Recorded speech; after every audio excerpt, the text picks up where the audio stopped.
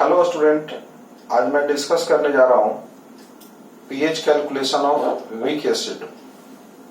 तो हम लोग देखेंगे pH calculation of weak acid. PH calculation of weak acid. देखो बच्चों, इसके पहले हम लोग पढ़ चुके थे pH calculation of a strong acid, pH calculation of a strong base, pH calculation of mixture of a strong acid, pH calculation of mixture of a strong base and pH calculation of mixture of a strong acid and a strong base। ठीक है, तो अब हम लोग देखेंगे pH calculation of weak acid। इसका weak acid का characteristic क्या होता है, ये सबसे पहले हम लोग को देखना है कि कैरेक्टरिस्टिक ऑफ वीक एसिड। इसमें फर्स्ट पॉइंट में लिखेंगे कि weak acid partially dissociated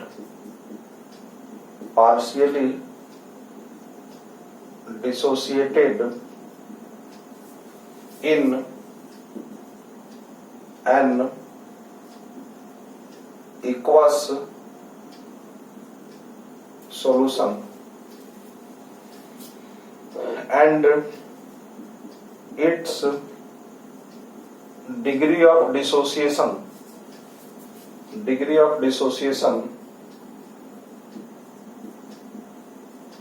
is very very less। इसका जो डिग्री ऑफ डिसोसिएशन का वैल्यू होगा ये काफी कम होगा। सेकेंड पॉइंट में ये भी लिखेंगे कि एप्रोक्सीमेशन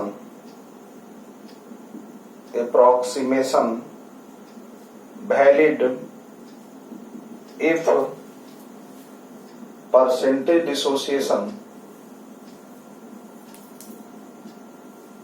इज लेस देन 5% और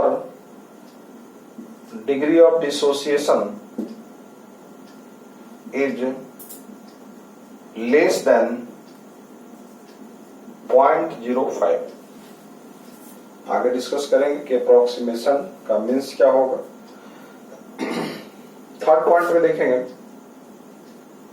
कि most part of the weak acid percentage most part of the weak acid percentage undissociated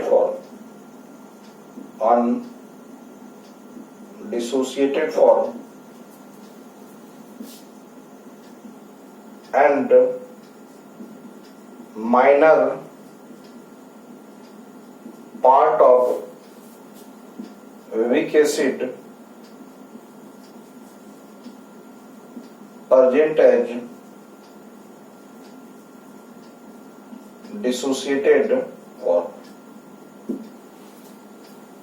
fourth point में ध्यान देना है कि जो वीक एसिड होगा इसके द्वारा जो एनायन प्रोड्यूस्ड होगा, anion produced by weak acid,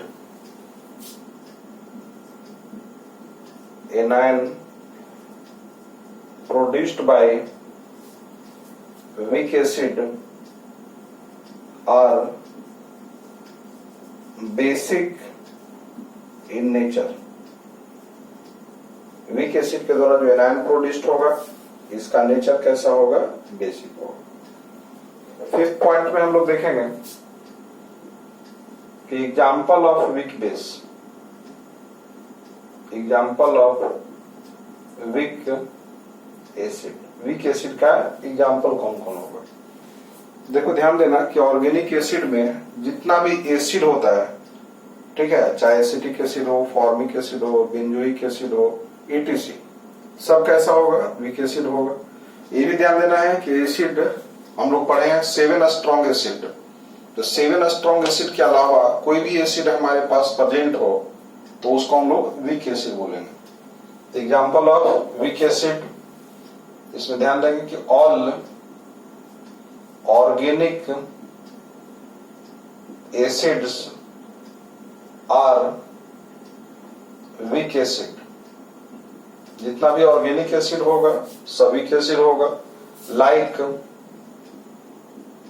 जैसे हमारे पास बेंजोइक एसिड दिया हुआ है, फॉर्मिक एसिड दिया हुआ है, एसिटिक एसिड दिया हुआ है, फिनॉल दिया हुआ है, phenol is also weak acid. ये सब वीक एसिड है। उसके बाद हम लोग देखेंगे कुछ इनऑर्गेनिक एसिड जो वीक फॉर्म में होगा उसके बारे में देखेंगे।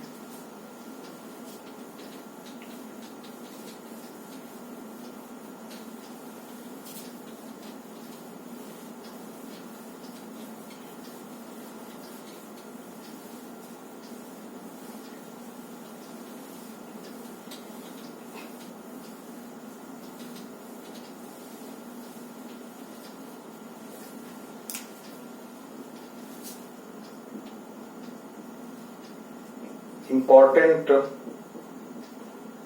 inorganic weak acid like H2CO3 carbonic acid, it is weak acid। H3PO4 इसको हम लोग ऑर्थोफॉस्फोरिक एसिड बोलते हैं, orthophosphoric acid. HCN also weak acid, carbonic acid weak acid. अब देखो ध्यान देना है कि अगर ये डिसोसिएट करेगा, जैसे हम लोग देख रहे हैं कि यहाँ पर बेंजोइक एसिड, इसको हम लोग डिसोसिएट करेंगे और डिसोसिएट करने के बाद ये फॉर्मेशन होगा बेंजोइट आयन और H प्लस। फॉर्मिक एसिड ये जब डिसोसिएट होगा format ion H plus. Acetic acid ये डिसोसिएट करेगा acetate ion H plus. Phenol dissociate होगा तो यहाँ पर हमारे पास मिलेगा phenoxide ion H plus. Similarly carbonic acid दिया हुआ है तो डिसोसिएट करेंगे 2H प्लस। डाइप्रोटिक एसिड है CO3-2। Orthophosphoric acid 3H plus plus PO4-3 HCl H plus Cl minus. तो देखो यहां पर जो वीक एसिड के द्वारा जो एनायन मिल रहा है, ये सारे एनायन, इसका नेचर कैसा होगा तो वीक बेस होगा, बेसिक नेचर का होगा। इसके बाद जो एनायन यहां से मिल रहा है carbonate ion, phosphate ion, cyanide ion also are weak base. देखो ध्यान रखना है कि जनरली ये बोला जाता है कि वीक एसिड का जो कंजुगेट बेस होगा वो स्ट्रांग होगा, वीक एसिड का कंजुगेट बेस स्ट्रांग होगा, लेकिन ऐसा नहीं है। वीक एसिड का कंजुगेट बेस स्ट्रांग होगा कि वीक होगा उसके K और Kb पर डिपेंड करेगा। आगे हम लोग आयनिक इक्विलिब्रियम में रिलेशन पढ़ेंगे कि K और Kb इसका जो मल्टीप्लीकेशन होता है ये 10⁻⁻14 होता है। तो अगर कोई भी एसिड हमारे पास दिया हुआ है K ऑफ Ha और H प्लस हटा दो तो Kb ऑफ A माइनस, ये दोनों का मल्टीप्लीकेशन 10⁻⁻14 होता यह है कि ये वैल्यू तो कांस्टेंट है। अगर K का वैल्यू काफी कम हो जाए, यानी एसिड वीक नहीं, वेरी वेरी वीक एसिड हो, जिसको हम लोग एसिड मानते ही नहीं है, जैसे हमारे पास मीथेन दिया हुआ हो, हमारे पास अमोनिया दिया हुआ हो, हमारे पास H2 दिया हुआ, हाइड्रोजन दिया हुआ है, वहां से अगर H प्लस हटा लेते हैं तो हाइड्रोजन से निकालेंगे तो हाइड्राइड आयन मिलेगा, मीथेन से निकालेंगे मिथेनाइड आयन मिलेगा, अमोनिया से निकालेंगे एमाइड आयन मिलेगा। तो उस प्रकार का जो बेस होगा वह स्ट्रॉन्ग बेस होगा। लेकिन स्ट्रॉन्ग एसिड के द्वारा बतलाए थे कि स्ट्रॉन्ग एसिड जो भी रहेगा उसका K का वैल्यू काफी ज्यादा होगा, तो तो अगर K का वैल्यू काफी ज्यादा होता है तो उस कंडीशन में क्या होगा, Kb का वैल्यू काफी कम हो जाएगा, और अगर Kb का वैल्यू काफी कम हो जाएगा, ठीक है, तो उसको हम लोग न्यूट्रल ट्रीट करते हैं। लेकिन बाकी दोनों कंडीशन को अगर छोड़ देते हो तो बाकी जो कंडीशन होगा, यानी वीक एसिड जिसको हम लोग पढ़ेंगे यहाँ पर, वो कैसा वीक एसिड होगा, मॉडरेट वीक एसिड होगा। तो मॉडरेट वीक एसिड होगा यानी K का वैल्यू बहुत ज्यादा भी नहीं होगा, बहुत कम भी नहीं होगा, मॉडरेट होगा। तो Kb का वैल्यू भी क्या हो जाएगा, मॉडरेट हो जाएगा। इसलिए ये स्टेटमेंट कि वीक एसिड का कंजुगेट बेस स्ट्रॉन्ग होता है, ठीक है, इसको हम लोग बहुत ध्यान से समझेंगे कि इसका मतलब क्या होता है, ठीक है। इसको जनरल स्टेटमेंट के फॉर्म में नहीं कंसीडर करेंगे कि एसिटिक एसिड वीक एसिड है तो उसका कंजुगेट बेस स्ट्रॉन्ग हो जाएगा, ऐसा नहीं। इवन कि जितना वीक एसिटिक एसिड है, एसीटेट आयन उससे भी वीक बेस है। तो अगर ऐसा हम लोग सोचेंगे, ऐसा समझेंगे सही कंसेप्ट को, तो फिर हम लोग आयनिक इक्विलिब्रिया के प्रॉब्लम जो कि साल्ट हाइड्रोलिसिस के लिए आएगा काफी इजीली बनाएंगे।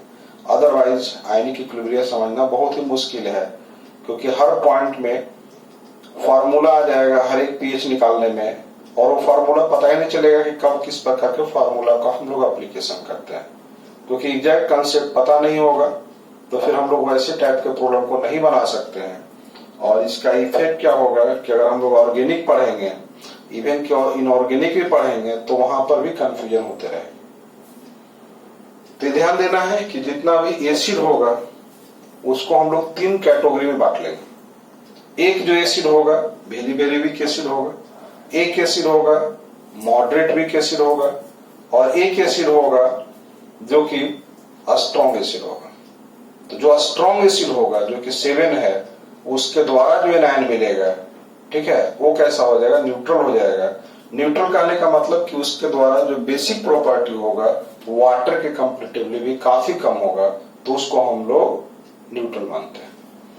बाकी अगर हमारे पास वेरी वेरी वीक एसिड है, तो वेरी वेरी वीक एसिड का मतलब जिसको हम लोग एसिड मानते ही नहीं है, जैसे बताया था कि मीथेन, हाइड्रोजन, अमोनिया, इथेन, इटिस, तो ये सब का जो कंजुगेट बेस होगा ये काफी बड़ा वैल्यू इसका हो जाएगा।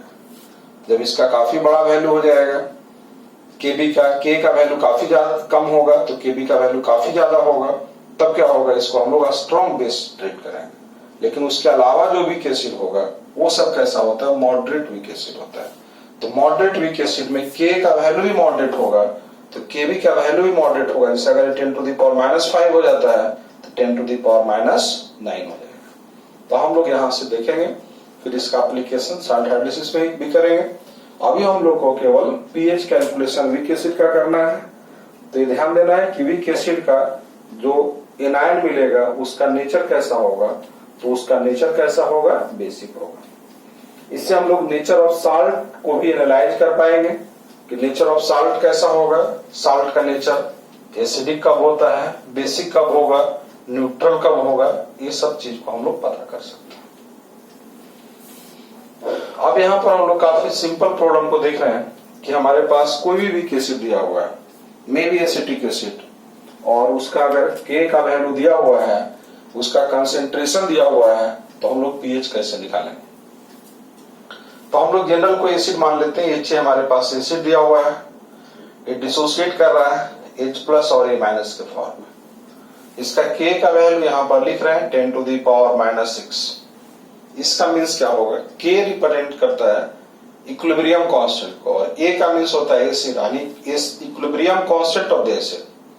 और इसी का दूसरा नाम क्या होता है, तो इसी को हम लोग बोलते हैं आयनोजेशन कांस्टेंट ऑफ एसिड, चाहे इसी को हम लोग बोलेंगे dissociation constant of acid, dissociation constant of acid. तो देखो K का जब एक्सप्रेशन हम लोग लिखते हैं तो K का एक्सप्रेशन में क्या होगा कि H+ के कंसेंट्रेशन को ऊपर लिखेंगे, A- नीचे HA,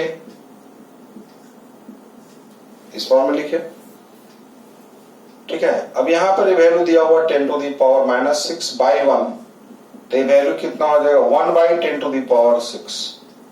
इसका मतलब क्या हो रहा है, कि मोस्ट पार्ट किस फॉर्म में है, अनडिसोसिएटेड फॉर्म में है, यानी 10 टू द पावर 6 है तो ऊपर वाला वैल्यू 1 है, तो ये मेजर पार्ट है, मेजर पार्ट। और मेजर पार्ट किस फॉर्म में है, अनडिसोसिएटेड, डिसोसिएट नहीं किया। और अगर ये 10 टू द पावर 6 है तो ये वैल्यू 1 है, यानी ये जो पार्ट दिया हुआ है ये पार्ट कैसा है, माइनर पार्ट। और जो माइनर पार्ट है ये किस फॉर्म में है, ये डिसोसिएटेड फॉर्म में।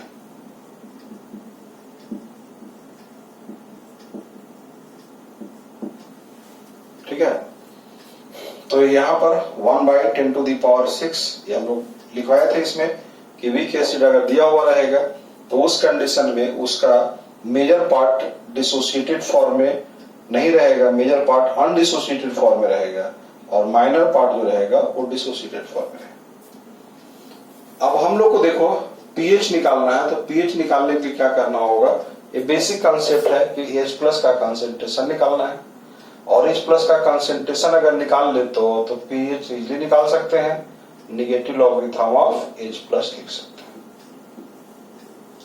ठीक है, तो हम लोग यहां से सबसे पहले क्या करेंगे कि मान लेंगे कि HA का कंसेंट्रेशन कितना है, इसका C, फिर इसके बाद यहाँ पर H+ और A- के कंसेंट्रेशन को निकालेंगे। A- से कोई मतलब हम लोग को नहीं है क्योंकि A- का नेचर बेसिक होगा, लेकिन ये बेसिक कैरेक्टर का डायरेक्ट कोई रोल नहीं होगा, ये जब वाटर के साथ रिएक्ट करेगा तब इसका बेसिक कैरेक्टर एनालाइज करेंगे। A- when treated with water then it forms HA and OH-। तो अभी हम लोग देखें कि यहाँ पर H+ कितना मिलेगा, और H+ का कंसेंट्रेशन निकालने के बाद हम लोग pH निकाल सकते हैं। ठीक है,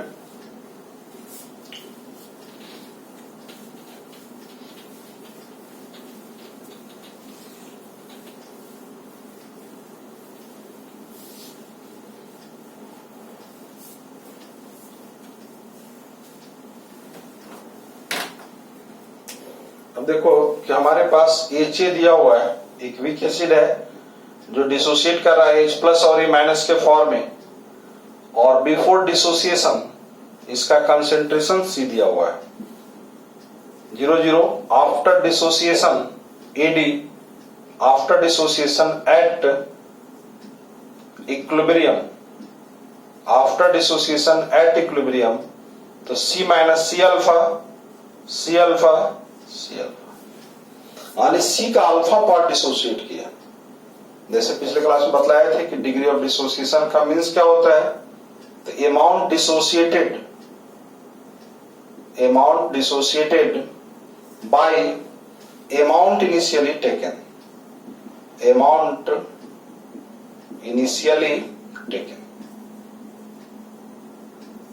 जैसे यहां पर देखो कि C अल्फा डिसोसिएट कर रहा है और पहले से कितना प्रेजेंट है, C कैंसिल आउट हो जाएगा, तो alpha is equal two degree of dissociation.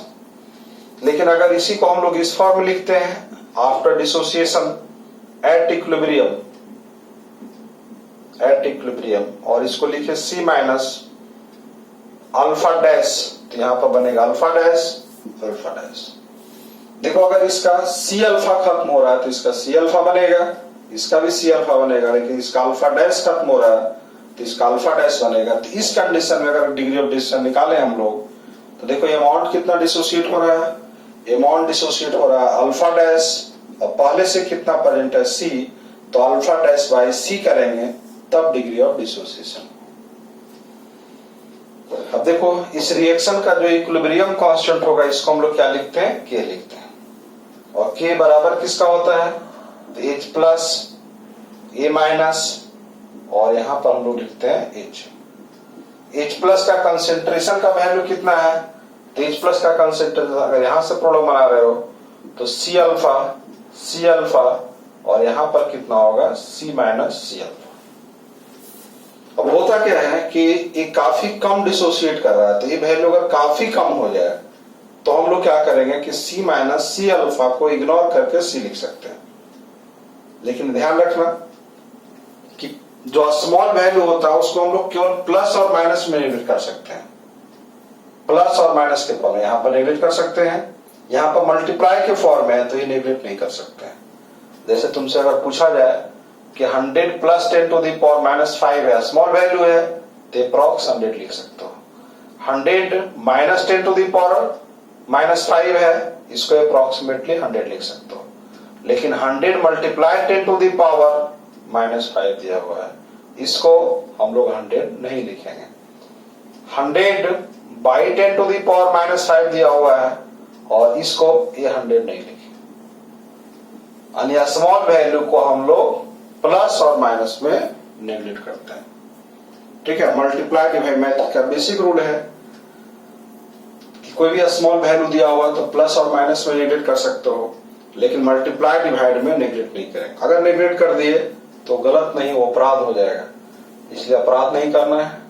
Small value को हम लोग प्लस और माइनस के फॉर्म में ही नेगलेक्ट करेंगे। देखो यहाँ पर सी माइनस सी अल्फा दिया हुआ है, ये वैल्यू को हम लोग क्या लिख सकते हैं, सी स्क्वायर अल्फा स्क्वायर, और ये वैल्यू काफी कम है, इसलिए कम है कि वीक एसिड है। तो यहां पर ये लिख सकते हैं कि सी का जो वैल्यू दिया हुआ है ये far greater than C alpha दिया हुआ है, तो C minus C alpha approximately क्या हो जाएगा, ये सी के बराबर हो जाएगा। इतना बाई सी ये कैंसिल आउट हो जाएगा, तो यहां पर रिलेशन आ गया K is equal to C alpha square. लेकिन देखो अभी एक चीज बतलाए थे कि अप्रोक्सीमेशन कब वैलिड होगा, कब वैलिड नहीं होगा।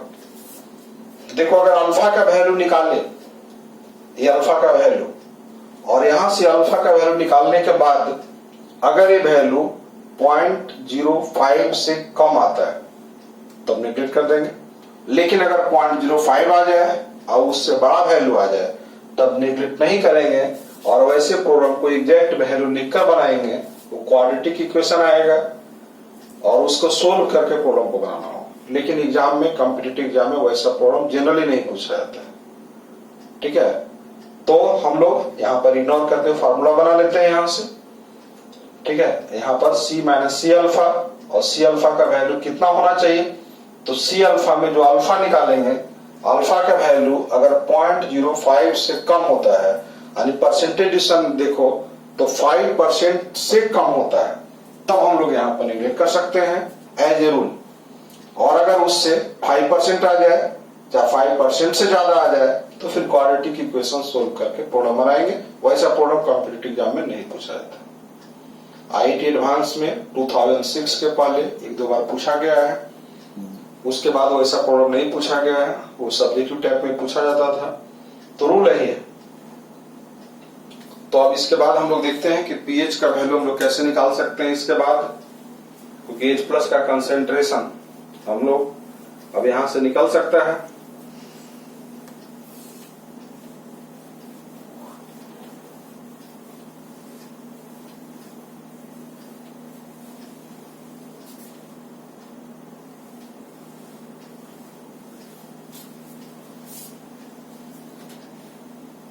हाँ, तो हम लोग देख रहे हैं कि यहाँ पर हमारे पास रिलेशन आ गया k is equal to C alpha square, और अल्फा का वैल्यू निकालते हैं तो k बाई सी, इसका रूट कर सकते हैं तो ये अल्फा का वैल्यू मिल जाएगा। यानी अल्फा का जो वैल्यू होगा अंडर रूट के सी के बराबर हो जाएगा। तो वीक एसिड में अगर प्रॉब्लम बनाते हैं तो हम लोग धड़ल्ले से यूज करते हैं केवल वीक एसिड के लिए alpha is equal to under root K by C. लेकिन हम लोग को H प्लस निकालना है, और देखो H प्लस का जो कंसेंट्रेशन कितना है, सी अल्फा। अभी कैलकुलेट किए थे सी और अल्फा का वैल्यू कितना है, तो k बाई सी दिया हुआ है। इसको कैलकुलेट करेंगे, सी को रूट के अंदर ले जाएंगे तो k सी स्क्वायर बाई सी, ये कैंसिल आउट हो जाएगा। तो यहां पर क्या हो जाएगा, k सी H प्लस का कंसेंट्रेशन, तो H प्लस का कंसेंट्रेशन मिल गया और H प्लस मिल गया तो जानते हो कि pH निकाल सकते हो। के सी, इसको हम लोग ऐसे भी लिख सकते हैं 1/2। ये जानते हो कि pH कहीं भी निकालेंगे तो pH का बेसिक इक्वेशन क्या होगा, negative logarithm of H plus, और negative logarithm of H plus तो यहां पर हम लोग लिखेंगे के सी टू दी पावर 1/2। इसको आगे हम लोग कैलकुलेट कर सकते हैं, log a to the power x, तो x वाला जो वैल्यू दिया हुआ रहेगा आगे आ जाएगा -1/2 लॉग के, इसको ए बी के फॉर्म ब्रेक कर सकते हो, लॉग सी इसको माइनस के साथ मल्टीप्लाई कर सकते हैं। तो माइनस के साथ मल्टीप्लाई करने के बाद कितना आ जाएगा 1/2 निगेटिव लॉगरिथम ऑफ के माइनस log c, और इस वैल्यू को हम लोग आगे क्या लिख सकते हैं 1/2 निगेटिव लॉगरिथम ऑफ के को pk बोलेंगे माइनस log c। तो pH का रिलेशन आ गया कि pH is equal to 1/2 pk minus log c। तो देखो अब एक साथ कि वीक एसिड में किस किस प्रकार का फार्मूला का एप्लीकेशन करना पड़ेगा, जिसके द्वारा हम लोग pH निकाल सकते हैं, H+ निकाल सकते हैं। यहां पर भी ये ध्यान देना कि वीक एसिड जो होता है वो प्राइमरी सोर्स H+ का है, तो पहले H+ निकाल लेंगे, देन OH- निकाल सकते हैं, pH निकाल लिए, उसके बाद pH निकाल सकते हैं। तो देखो यहां पर ये तो ऑलवेज ध्यान रखना है कि pH और pOH दोनों मिलाकर कितना हो जाएगा 14, H+ का कंसेंट्रेशन और OH- का कंसेंट्रेशन, इसका मल्टीप्लीकेशन, दोनों का मल्टीप्लीकेशन, ये वैल्यू आ जाएगा 10⁻⁻14। और वीक एसिड के लिए जो फॉर्मूला यूज करेंगे, तो अगर H+ यूज कर निकालना है तो ये वैल्यू C के बराबर हो जाएगा, √K/C, अल्फा का वैल्यू निकालेंगे तो √K/C, और pH का वैल्यू निकालेंगे तो pH is equal to 1/2 pk minus log c। तो यहां से हम लोग वीक एसिड का प्रॉब्लम बना सकते हैं। अब देखो एक प्रॉब्लम इस पर करवा रहे हैं कि जिससे वीक एसिड का pH का वैल्यू जो डाटा दिया हुआ रहेगा प्रॉब्लम में, वहां से हम लोग किस फॉर्म में निकाल सकते हैं। देखो वीक एसिड में एसिटिक एसिड काफी इंपॉर्टेंट पार्ट्स होगा प्रॉब्लम बनाने के लिए, तो इसका डाटा रट भी लेना है। इसका K का वैल्यू जब तक अदर डाटा नहीं दिया हुआ रहेगा 1.8 × 10⁻⁻5 मानेंगे, ठीक है। इसमें log 1.8 का वैल्यू पता होना चाहिए, ये वैल्यू 0.26 ऐसे प्रॉब्लम में दिया रहेगा, तो pk का वैल्यू भी हम लोग निकाल सकते हैं। नेगेटिव लॉगरिथम ऑफ k, और k का वैल्यू कितना दिया हुआ 1.8 × 10⁻⁻5, इस वैल्यू को हम लोग लिखें 5 माइनस log 1.8, 5 log 1.8 का वैल्यू 0.26, तो 4.74 pk का वैल्यू। अब हमारे पास एक प्रॉब्लम दिया हुआ है कि calculate pH of 10⁻⁻2m acetic acid, जिसमें K का वैल्यू दिया हुआ है 1.8 × 10⁻⁻. है। देख रहे हो कि एक वीक एसिड है और वीक एसिड का प्रॉब्लम बनाना है, तो pH निकालने का रूल क्या होगा 1/2 pk minus log c, 1/2 pk का वैल्यू कितना है 4.74 माइनस log 10⁻⁻2, -2 को आगे करेंगे तो 1/2 4.74 माइनस माइनस प्लस 2 log 10 का वैल्यू 1, तो यहां पर वैल्यू कितना आ जाएगा 6.74 मल्टीप्लाई 1/2, तो ये वैल्यू आ जाएगा 3.37। तो pH का वैल्यू मिल गया, और pH का वैल्यू मिल गया तो हम लोग pOH का वैल्यू भी निकाल सकते हैं 14 माइनस 3.37। तो ये वीक एसिड का पार्ट था। अगले क्लास में हम लोग देखेंगे कि वीक एसिड और स्ट्रॉन्ग एसिड दोनों अगर मिला देते हैं तो फिर pH कैसे निकाल सकते हैं। अभी आगे कुछ नहीं पढ़ना अपने से, जब साल्ट हाइड्रोलिसिस डिस्कस करेंगे तो साल्ट हाइड्रोलिसिस का कोई फॉर्मूला का रिक्वायरमेंट नहीं है। अगर वीक एसिड और वीक बेस पढ़ा हुआ रहेगा तो हम लोग उसी कॉन्सेप्ट का यूज करके साल्ट हाइड्रोलिसिस का प्रॉब्लम बनाएं। Thank you.